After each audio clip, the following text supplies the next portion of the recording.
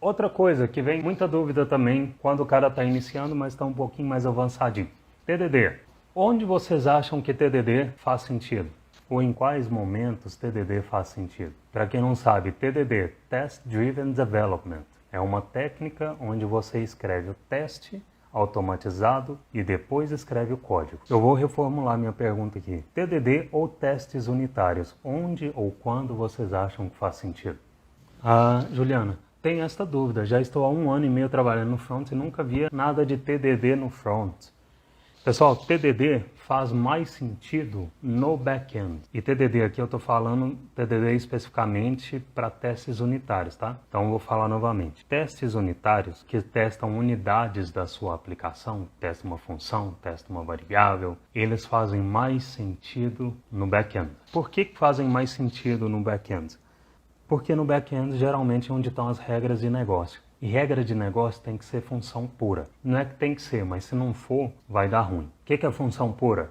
Função pura é uma função que não executa efeito colateral e que, quando você insere o mesmo valor como input, toda vez que ela é executada, ela retorna o mesmo valor como output. Ou seja, se um determinado valor de entrada é inserido nela, ela sempre vai retornar o mesmo valor de saída. Se eu insiro, vou começar a exemplificar para ficar mais fácil aqui, tá? Uma função de soma, ela tem 2 parâmetros e aí ela recebeu 1 no primeiro argumento e 1 no segundo argumento. Isso significa que o primeiro parâmetro recebeu 1 e o segundo parâmetro recebeu 1. E ela retorna a soma desses 2 valores. Isso quer dizer que toda vez que essa função receber 1 por argumento e 1 como segundo argumento também, ela sempre vai retornar o quê? 2. Então ela é uma função pura. Por quê? Porque dado o mesmo input, ela retorna sempre a mesma saída e ela não executa efeito colateral. O que é efeito colateral? Vocês sabem me dizer?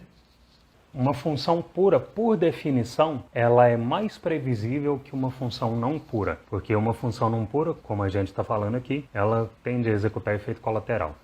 Efeito colateral é qualquer mudança de estado na aplicação que não esteja dentro do escopo da função. Deixa eu ver o que vocês mandaram aqui. For each a gente usa para causar efeito colateral. Boa! É um método que nunca deve retornar um valor. Boa também. Isso não significa que talvez uma pessoa esteja fazendo muita besteira e coloque a função para retornar um valor, mas execute um efeito colateral, né? Coisa que você não deve fazer num map, por exemplo. Mas olha só, uma função pura nunca executa efeito colateral. E efeito colateral é qualquer alteração de estado fora da função. Por exemplo, você tem um objeto fora dessa função e dentro da função você tem uma linha lá, você está criando uma propriedade no objeto. Ou você está modificando um valor no objeto. Isso é mutabilidade. E mutabilidade é o oposto de imutabilidade, que é um princípio de programação funcional. Imutabilidade, nesse caso que eu citei, é um efeito colateral. O que mais que é exemplo de efeito colateral? Manipulação de DOM. Então, no front-end, você tem muita manipulação de DOM, não é? Porque você quer inserir, manipular elementos dinamicamente na tela a todo momento. Então, quando você executa lá um inner HTML e insere uma LI lá no seu JavaScript, é manipulação de DOM. Você acabou de alterar um estado na aplicação e que não necessariamente está relacionado só àquela função no qual a linha que essa manipulação de DOM foi desencadeada. Então vamos lá, outro exemplo de efeito colateral, console.log, nosso velho amigo, bom e velho, console.log. O console.log é efeito colateral, por quê? Porque você está desencadeando lá no console do navegador um estado, uma alteração que não necessariamente está relacionada ao escopo da função no qual esse console.log foi inserido. O que mais? Request para o banco de dados, requisição, bom e velha requisição, também é efeito colateral, tá? Porque você está trazendo dados que não existiam antes na aplicação e não necessariamente a linha na qual a requisição está sendo feita lá na função, isso não é uma função pura, ela está requisitando dados que antes não existiam na aplicação, então também caracteriza como efeito colateral, tá bom? Então esses são alguns exemplos de efeito colateral. Mutabilidade é efeito colateral, requisição, console.log, manipulação de DOM, tudo isso é efeito colateral. Aí você me pergunta, Roger, então se todo o meu código precisa ter funções puras e você está dizendo que elas não podem executar efeito colateral por definição, ferrou. Eu não vou poder fazer aplicação nenhuma. E na verdade não, tá? Não quer dizer que toda a sua aplicação ela precise ser só função pura. Mas quanto mais funções puras a sua aplicação tiver, melhor.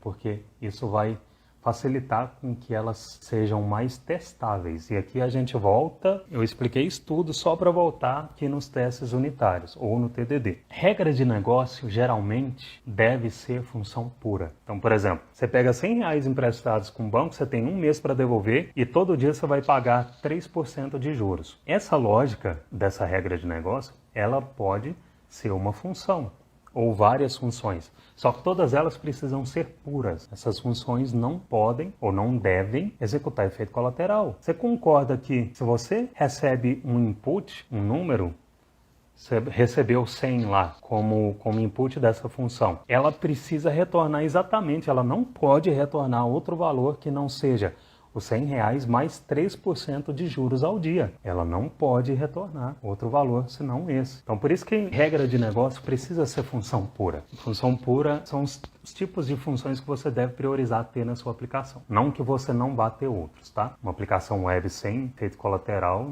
é quase inútil, né? Eu praticamente nunca vi nenhuma que fosse útil. Tá bom? Então é nesses momentos que o TDD faz sentido. Eu expliquei isso tudo para contextualizar aqui. Funções puras, geralmente, elas englobam, elas encapsulam regras de negócio. Regras de negócios ficam no server-side e é ali que o TDD faz mais sentido. No front-end, TDD não faz muito sentido, porque no front-end você evita ter regras de negócio e, geralmente, a maioria das funções que você tem elas vão fazer algum tipo de efeito colateral. Você vai precisar fazer uma requisição para um banco de dados ou para uma API para pegar dados. Efeito colateral. Só que isso não significa que você não deva testar seu front-end. Mas espera aí, se testes unitários não são mais adequados no front-end, qual tipo de teste é? No front-end, você deve usar para testar uma aplicação, a maioria dos testes que você vai escrever são testes end-to-end. O que é um teste end-to-end?